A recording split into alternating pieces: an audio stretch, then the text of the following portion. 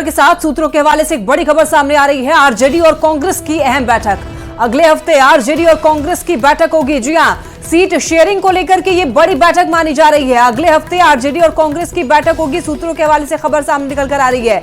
MLC seat को लेकर के नाराजगी नहीं है, ये भी खबर सामने आ रही है। और ये भी बात सामने आ रही है कि कांग्रेस में एमएलसी सीट को लेकर के कहीं कोई नाराजगी नहीं है और ना ही आलाकमान ने बिहार कांग्रेस अध्यक्ष अखिलेश सिंह को दिल्ली तलब किया है।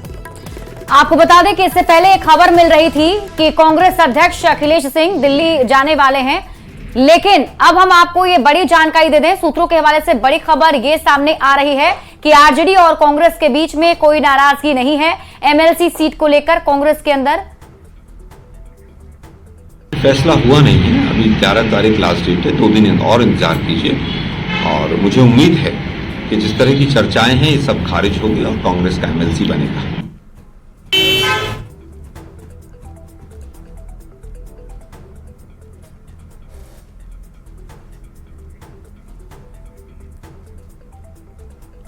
ज्यादा जानकारी के लिए संवाददाता शिवम हमारे साथ जुड़ रहे हैं। शिवम, देखिए खबर सामने आ रही है कि आरजेडी और कांग्रेस की बैठक होने वाली है सीट शेयरिंग को लेकर के। इससे जुड़ी क्या कुछ जानकारियां आपके पास?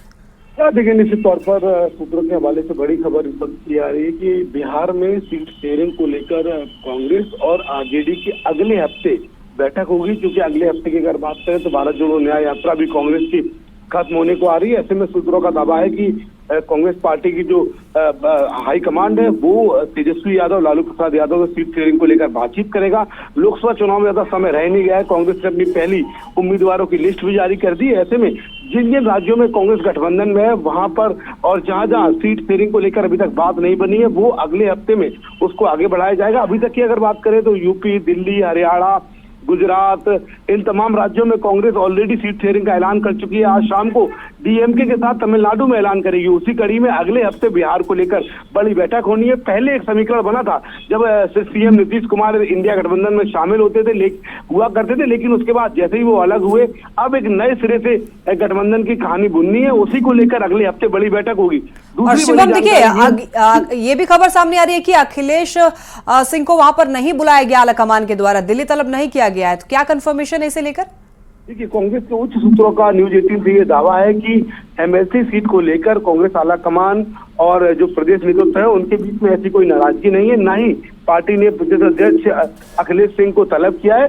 सूत्रों का पहले ये दावा था कि इस सीट को लेकर कांग्रेस के तमाम जो एप्लीकेंट है लगभग 150 के आसपास आवेदन किए गए थे, क्योंकि उन्हें उम्मीद थी कि एक सीट एमएलसी की दी जाएगी। लेकिन आरजेडी ने अपने सभी प्रत्याशी घोषित कर दिए। कांग्रेस के उच्च सूत्रों ने यह भी दावा किया है कि आने वाले लोकसभा चुनाव में जब सीट शेयरिंग होगी तब वहां पर इस महत्वपूर्ण मुद्दे को सुलझा लिया जाएगा। फिलहाल अभी कांग्रेस में इस बात को लेकर कोई नाराजगी नहीं है कि उन्हें एक भी सीट आरजेडी ने नहीं दी। सूत्रों का दावा है कि लोकसभा चुनाव में वो इस चीज को लेकर जो सीट शेयरिंग की बैठक होनी है उस दौरान इसको भी डिस्कस कर लिया जाएगा। फिलहाल पार्टी ने न किसी नेता को दिल्ली तलब किया है और न ही इसको लेकर पार्टी के अंदर कोई मनमुटाव। ठीक है शिवम, बहुत धन्यवाद आपका तमाम जानकारियों के लिए। लोकसभा चुनाव को लेकर तैयारियां तेज हो गई हैं। हर एक पार्टी चुनाव को लेकर दौरे कर रही है और इसी बीच पीएम मोदी भी हर एक राज्य में दौरा कर रहे हैं। तो वहीं इन दिनों पीएम मोदी पूर्वोत्तर के राज्यों के दौरे पर हैं, जहां पीएम का प्राकृतिक और पशु प्रेम देखने को मिला। अपने पूर्वोत्तर दौरे के दूसरे दिन पीएम मोदी असम के काजीरंगा नेशनल पार्क पहुंचे और जंगल सफारी की। पीएम मोदी ने हाथी की सवारी भी की। पीएम मोदी आज सुबह करीब 5 बजे काजीरंगा नेशनल पार्क पहुंचे थे।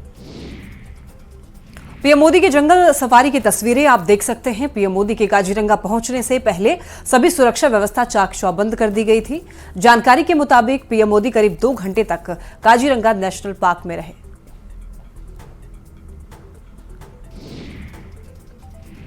पीएम नरेंद्र मोदी ने बरौनी गुवाहाटी गैस पाइपलाइन का उद्घाटन किया है। बरौनी से गुवाहाटी तक 3,992 करोड़ की लागत वाली पाइपलाइन परियोजना का पीएम मोदी ने उद्घाटन किया है और इस पाइपलाइन से 3 राज्यों में 31 जिलों के लोग लाभान्वित होंगे। इसमें बिहार, पश्चिम बंगाल और असम भी शामिल है। असम दौरे पर बरौनी गुवाहाटी प्राकृतिक गैस पाइपलाइन का उद्घाटन पीएम मोदी ने किया है और ये परियोजना पूर्वोत्तर क्षेत्र को राष्ट्रीय गैस ग्रिड से जोड़ने का काम करेगी।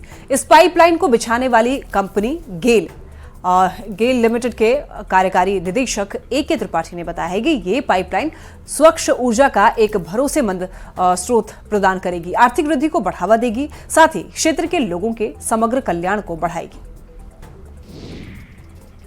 बिहार एनडीए में सीटों के बंटवारे को लेकर हलचल काफी तेज हो गई है और एनडीए नेताओं की मुलाकात जारी है। केंद्रीय गृह राज्य मंत्री नित्यानंद राय आज जीतन राम मांझी और हम के राष्ट्रीय अध्यक्ष संतोष सुमन से मुलाकात की है, तो वहीं दूसरी तरफ बीजेपी सांसद संजय जायसवाल ने उपेंद्र कुशवाहा से मुलाकात की है।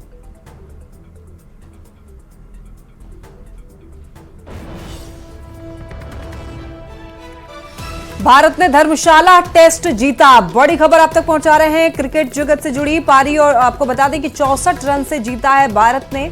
क्रिकेट में भारत की बड़ी जीत है, इंग्लैंड के खिलाफ 4-1 से सीरीज जीती है। तो क्रिकेट जगत से जुड़ी एक बड़ी खबर आप तक पहुंचा रहे हैं, भारत ने धर्मशाला टेस्ट जीत लिया है, ये एक खुशी खबर।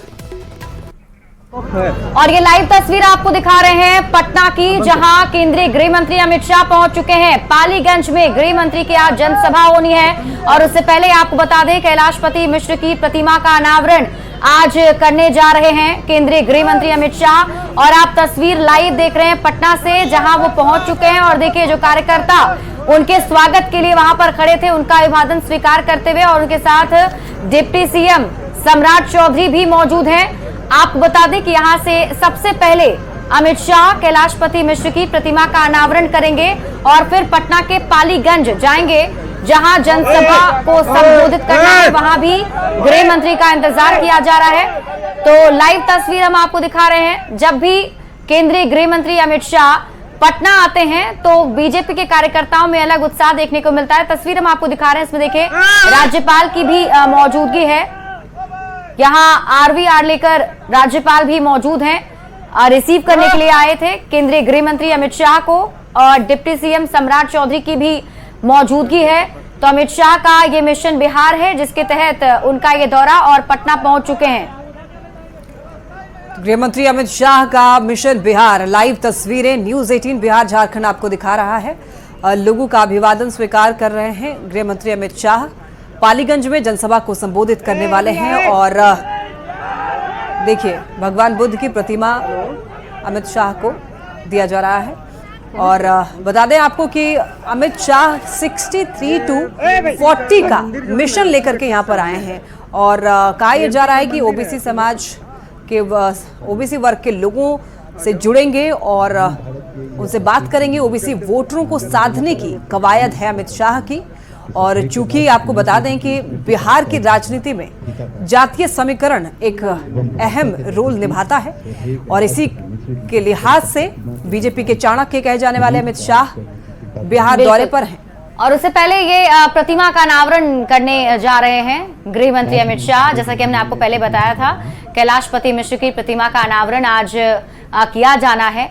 गृह मंत्री अमित शाह ही अनावरण करने वाले थे, जिनका इंतजार किया जा रहा था। यहाँ भी तैयारी पूरी कर ली गई थी। राज्यपाल यहाँ पर मौजूद हैं, बिहार के राज्यपाल, और डिप्टी सीएम सम्राट चौधरी की मौजूदगी है। और ये देखिए आगे बढ़ते हुए अमित शाह, और यहाँ पर कैलाशपति मिश्र की आदमकद प्रतिमा बनाई गई है, जिसका अनावरण अब करने जा रहे हैं गृह मंत्री अमित शाह।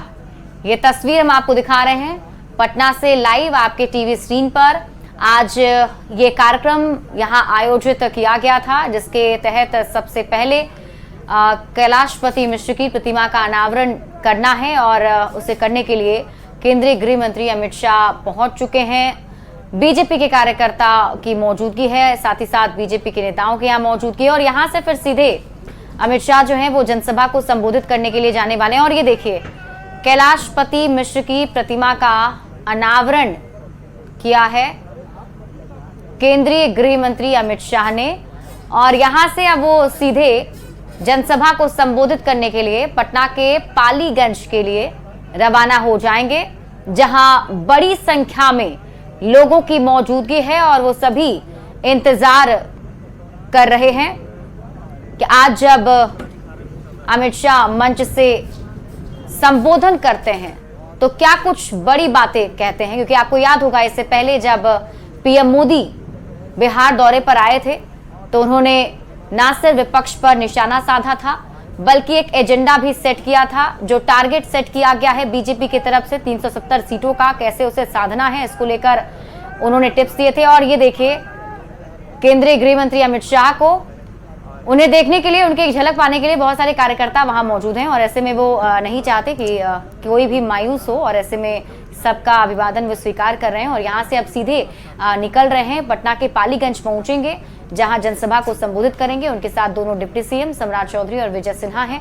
राज्यपाल आरवी आर्लेकर यहाँ मौजूद थे और अब यहाँ से रवानगी हो रही है। बिल्कुल, ये दोबारा से एनडीए सरकार बनने के बाद पहली बार गृह मंत्री अमित शाह बिहार आ रहे हैं और इनका ये मिशन बिहार लोकसभा चुनाव के लिहाज से बेहद महत्वपूर्ण है। और आज पालीगंज में जनसभा को संबोधित करने वाले हैं।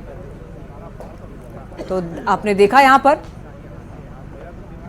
यहां से निकल रहे हैं अमित शाह और सीधा यहां से पालीगंज जाएंगे, जहां पर उनका इंतजार किया जा रहा है। और कार्यकर्ताओं में, बीजेपी कार्यकर्ताओं में काफी उत्साह है अमित शाह को लेकर के।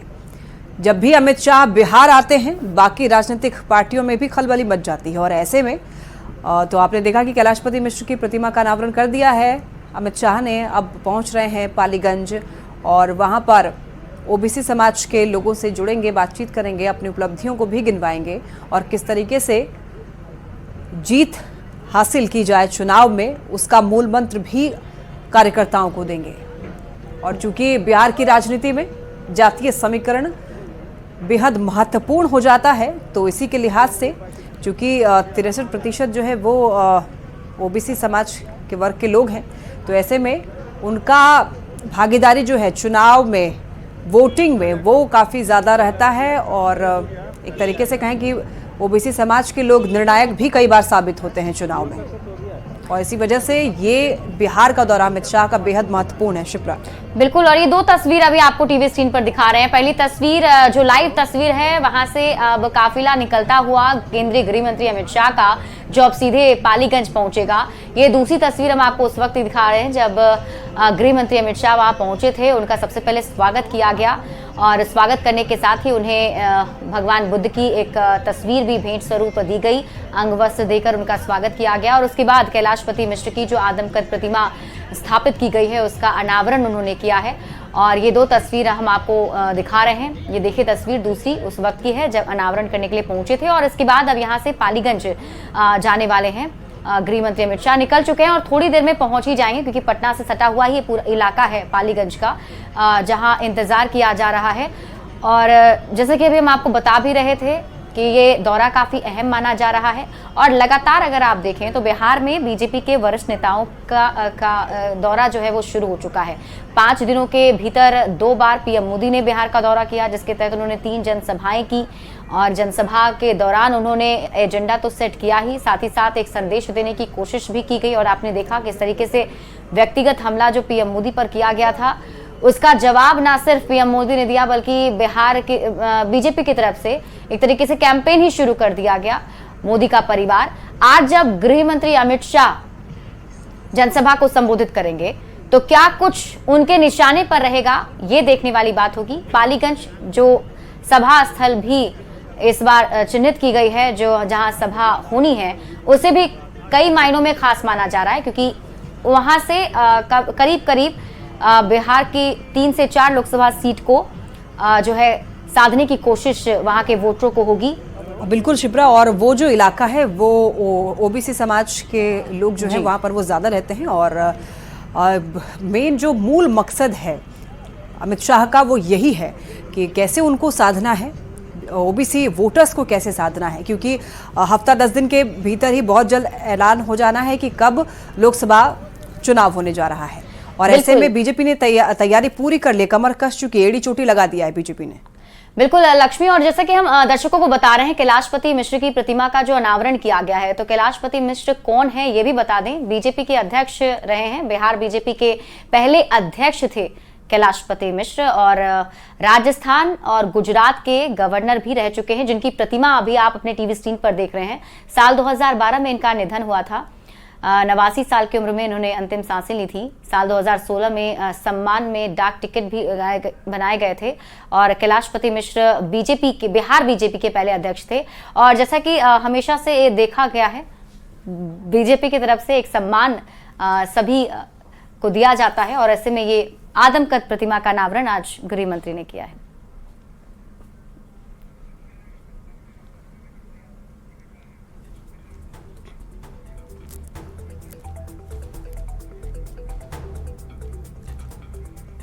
बिहार में परिवारवाद पर वार पलटवार जारी है। पीएम मोदी ने बिहार में लालू प्रसाद के परिवारवाद वाले सवाल पर हमला बोला था, जिसके बाद अब आरजेडी ने पोस्टर के जरिए जवाब दिया है। आरजेडी कार्यालय के सामने लगे नए पोस्टर में बीजेपी के उन नेताओं के नाम लिखे हुए हैं जिनके बेटे राजनीति में हैं। साथ ही आपराधिक मुकदमे चलने वाले बीजेपी नेताओं का भी जिक्र है उसमें। बीएसपी ने आगामी लोकसभा चुनाव में किसी से गठबंधन से इनकार किया है। मायावती ने सोशल मीडिया साइट एक्स पर पोस्ट लिखा है कि बीएसपी देश में लोकसभा का आम चुनाव अकेले अपने बलबूते पर लड़ रही है। ऐसे में चुनावी गठबंधन या तीसरा मोर्चा बनाने की बात अफवाह है। और मायावती ने यह भी कहा है कि खासकर यूपी में बीएसपी काफी मजबूती से चुनाव लड़ेगी। उन्होंने आरोप लगाया है कि अकेले चुनाव लड़ने के कारण विरोधी लोग काफी बेचैन लगते हैं और इसलिए ये आए दिन किस्म किस्म की अफवाहें जो है वो फैलाकर लोगों को गुमराह करने की कोशिश करते रहते हैं। लेकिन बहुजन समाज के हित में बीएसपी का अकेले चुनाव लड़ने का फैसला अटल है। पूर्णिया में आज जन अधिकार पार्टी सुप्रीमो और पूर्व सांसद पप्पू यादव की प्रणाम पूर्णिया महारैली है, जिसको लेकर रंगभूमि मैदान में तैयारियां पूरी कर ली गई हैं। पूरे रंगभूमि मैदान और पूर्णिया शहर को झंडा और पोस्टर के साथ ही बैनरों से सजा दिया गया है। इस दौरान जाप सुप्रीमो पप्पू यादव ने कहा कि ये रैली पूर्णिया, कोसी और सीमांचल के लोगों के अधिकार की रैली है और उद्योग का विस्तार करना, इस इलाके को बाढ़ से मुक्ति दिलाना और यहां से हो रहे पलायन को रोकना भी उनका उद्देश्य है।